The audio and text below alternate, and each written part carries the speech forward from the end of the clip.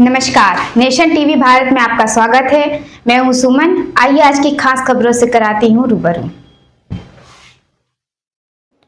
बांग्लादेश में हिंदू समुदाय पर हो रहे अत्याचार के विरोध में रविवार को धनबाद में सनातन धर्म जागरण समिति के आह्वान पर विशाल आक्रोश प्रदर्शन सा धरना आयोजित किया गया। पूर्व घोषित कार्यक्रम के तहत रणधीर वर्मा चौक पर आयोजित इस प्रदर्शन में बड़ी संख्या में लोग शामिल हुए।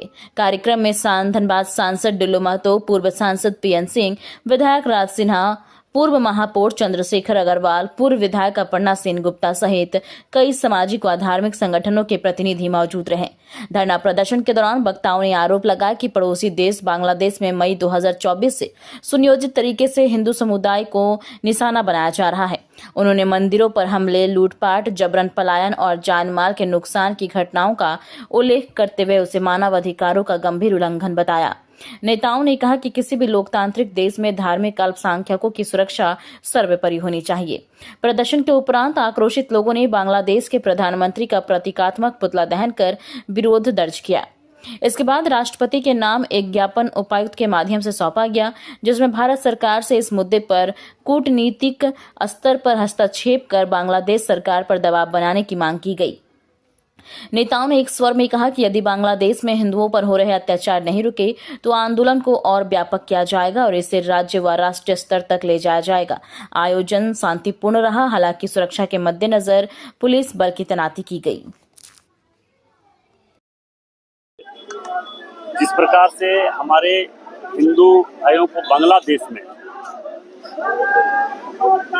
इस तरह से उनके साथ अत्याचार, हत्या, नरसंहार किया जा रहा है, इसके लिए आज हमारे हिंदू संगठन के तमाम सम्मानित सांस्कृतिक भाइयों के द्वारा एक दिवसीय आक्रोश धरना का प्रदर्शन किया था। और इस बात से स्पष्ट होता है कि हमारे जितने हिंदू भाई लोग थे धीरे धीरे वहाँ से पलायन भी कर रहे हैं और उसे हत्या की दी जा रही है। अगर नहीं वहाँ से पलायन किया जा रहा है, जबरन उसे मार दिया जा रहा है, नरसंहार किया जा रहा है। और हमारे भारतवर्ष में हमारे देश के यशस्वी प्रधानमंत्री नरेंद्र मोदी जी के नेतृत्व में जितने उस संगठन के लोग हैं, वैसे लोग हैं जिनको संरक्षण दिया जा रहा है। निश्चित तौर पर भारत ऐसा देश है जो सबों को सम्मान करती है, मगर हमारे हिंदू लोग जो दूसरे कई ऐसे देश है जहाँ पे उनका नरसंहार किया जा रहा है। जैसे पाकिस्तान में लगभग 35% हमारे हिंदू लोग थे, हिंदू भाई बहन थे वहाँ पे, आज 4% बचा हुआ है। 438 मंदिर था, आज 4 मंदिर नहीं बचा हुआ है। ये स्थिति आज है। हम तमाम पूरे विश्व के हिंदू भाई बहनों से मेरा आग्रह होगा कि हम सब एक होकर वैसे लोगों को जवाब देने की जरूरत है। निश्चित तौर पर हिंदू सनातन संस्कृति के लोग शांति प्रिय होता है, धर्म और सत्य के रास्ते पर चलने वाले लोग होते हैं। और इस तरह से लगातार इस तरह से अत्याचार, अन्याय हिंदुओं पर कतई बर्दाश्त नहीं किया जाएगा। इसके लिए एक दिवसीय धरना था। इसके लिए फिर से हम लोग रणनीति तय कर रहे हैं और पूरे भारतवर्ष में नहीं, पूरे विश्व में सारे हिंदू संगठन के लोग एक होकर उसकी कड़ी से कड़ी जवाब दी जाएगी और उसका कड़ा विरोध किया जाएगा। ईंट का जवाब पत्थर से हम लोग देंगे। अगर इस तरह का अन्याय, अत्याचार किया, अगर हम लोगों को भारत से भी अगर हम लोग बांग्लादेश जाना पड़े तो हम लोग जाएंगे। हमारे यहाँ से भी हम लोग बांग्लादेश जाएंगे और बांग्लादेश में अगर विरोध करना पड़े तो हम लोग जरूर करेंगे, क्योंकि इस तरह का अत्याचार, अन्याय बर्दाश्त नहीं कर सकते हम लोग। आज धीरे धीरे बंगाल का स्थिति देखिए, जहाँ पे गैर शासित बीजेपी गैर शासित स्टेट है, वहाँ पे लगातार हिंदुओं पर अत्याचार हो रहा है, घुसपैठी हो रहा है, बांग्लादेशी लोग घुस रहे हैं, पाकिस्तान के लोग घुस रहे हैं और अत्याचार, अन्याय दिन प्रतिदिन बढ़ता जा रहा है, धर्मांतरण किया जा रहा है। इसके लिए विशेष रूप से हम लोग सारे हिंदू संगठन के लोग बैठकर विचार करके वैसे लोगों को जवाब दिया जाएगा। बांग्लादेश में लगातार हिंदुओं की हत्या हो रही है, हिंदुओं पर अत्याचार हो रहा है, हिंदुओं का उत्पीड़न हो रहा है और वहाँ का की सरकार मुखदर्शक है। सेना और पुलिस मिलकर इन दंगाइयों को, हत्यारों का संरक्षण दे रही है। उसके विरोध में जागो, सनातनी जागो संस्था ने धरना का आयोजन किया है और इस धरना में एक कहूँ कि सब वर्ग के लोग आकर इसका समर्थन दे रहे हैं।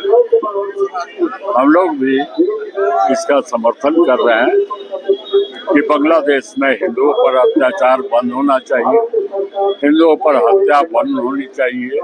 उन लोगों को पलायन करने के लिए बाध्यता पैदा कर रही है कि जड़ जमीन अपने छोड़कर लोग वहां से पलायन कर जाएं, भाग जाएं। इसको बंद करने का काम बांग्लादेश की सरकार करे, इसके लिए यह सरकार तय करेगी, रणनीति इस देश की सेनाएं तय करेगी, लेकिन इस देश का जो नागरिक है वो नागरिक चुप नहीं बैठेगा, क्योंकि हिंदू रक्त हमारा है। ये बात तो उनसे पूछनी चाहिए जो सड़कों पे निकल करके मीम और भीम का नारा देते हैं और ये कहते हैं कि दलित हमारा है, तो वो दलितों की हत्या हो रही है तो मुंह में दही क्यों जमा हुआ है? दलितों की हत्या सरेआम सड़क के बीच में खड़ा करके जलाया जा रहा है, तो ये सवाल तो उनसे भी पूछा जाना चाहिए ना भाई कि दलितों की हत्या हो रही है। ये जितने इस देश के हमारे विपक्ष के बड़े बड़े नेता हैं जो घूम करके लोगों के बीच में जाते हैं हिंदुओं की हत्या पर, चाहे वो बम ब्लास्ट का कांड हो, चाहे आप देख ही रहे कि देश के अंदर अलग अलग हिस्सों में जो होता है उसमें चुप क्यों है? क्या मांग कर राष्ट्रपति महोदय ने ज्ञापन? देखिए हमारे पास ज्ञापन है, ज्ञापन में हमने 4 मांग की है, बहुत सशक्त मांग की है। पहला मांग हमने महामहिम राष्ट्रपति जी को कहा है कि आप इमीडिएट अंतर्राष्ट्रीय मंच के जरिए बांग्लादेश को एक ऐसा राष्ट्र घोषित करिए जो कि वहाँ के अल्पसंख्यकों की हत्या करता है, और ये काम हो रहा है, यूएनओ में ये बात आई है। पहली बात ये है।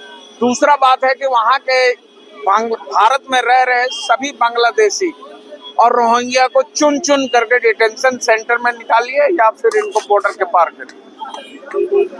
ये इसकी कॉपी मैं जारी कर दूंगा अभी। दो देखिए, इसमें जो सबसे ताकतवर बात थी वो मैंने कही। दूसरा ये है कि जरूरत पड़ने पर बांग्लादेश के सारी सीमाओं को अभी पूरी तरह से सील करिए आप। वहां से एक भी और बीएसएफ के लोगों को फ्री हैंड दीजिए कि वो लोगों जो घुसे उसको छोड़े नहीं। अभी आईपीएल होने वाला है, उसमें बांग्लादेशी खिलाड़ी जिनने खरीदा है उनके खिलाफ पूरा जोरदार आंदोलन चल रहा है। आपको पता होगा शाहरुख खान को जो है सो बहुत बड़ा आशीर्वादी मिला है उत्तर प्रदेश के जो हमारे संगीत सोम जी ने दिया है उनको। ये गलत बात है। नहीं तो आज हो गया, वो वापस वो निकाल दिया गया। नहीं खेलने देंगे। हिंदू का संगठन इतना कमजोर नहीं है पूरे देश में। ठीक।